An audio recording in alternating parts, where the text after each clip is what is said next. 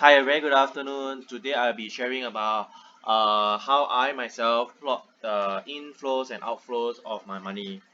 So this is one of the ways to understand where your money goes to, and it's also a systematic way to identify improvement areas, which will actually accelerate your way to early financial freedom. So let me take myself as an example. So I'm a working adult. Um, and the money I earn actually goes to CPF and then as disposable income into my bank. So it's 80-20%. For CPF, on top of the 20% contribution from myself, there's another 17% contribution by my employer. So the money that goes to CPF will be allocated to your MediSave, special account, and ordinary account. So I think it's very important to understand how it works. Um, and just for your information, the MediSave and special account gives you tax relief when you top it up with your cash from your disposable income.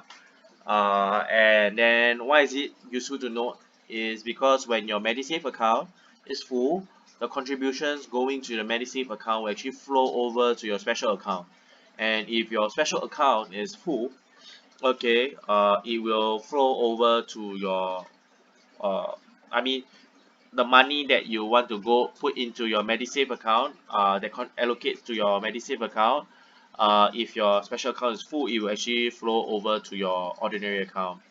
So for special account, just take note that why we want to put money in there is because it earns slightly better interest rates at 4 to 5%, but it max out at full retirement sum. That means that after the full retirement sum is met, you cannot do any cash top up already. But of course, if you continue to work, it will continue to be allocated money, and it continues to earn better interest rate and grow.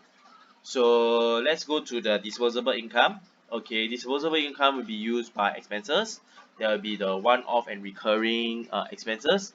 For myself, I like to look at how to reduce recurring expenses first, because they give the best value for my effort in the long run, before looking at reducing the cost for one-off items. And for that, I focus mainly on the big ticket item. So then I look at savings.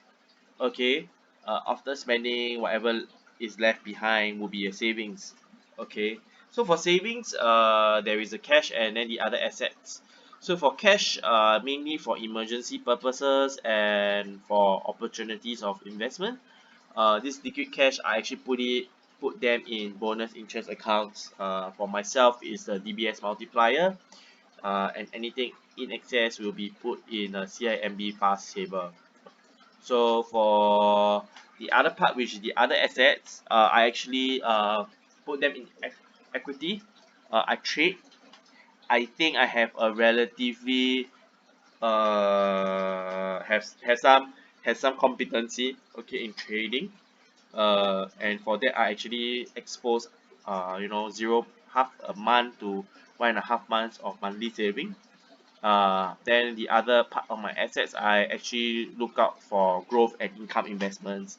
So for this part, I'm still not very sure yet. I'm trying to establish a method to do proper due diligence. So all these investments in equity is very important because this helps me generate gains that will go into my savings. Um, and that's basically it for myself. So you can see that there are mainly three main items that I do: understanding how the CPF work, okay, managing my expenses and my savings, and then the third part will be actually to build competency in making my money grow harder through equity trading and investments. So for a summary, okay, I like to split that in different levels.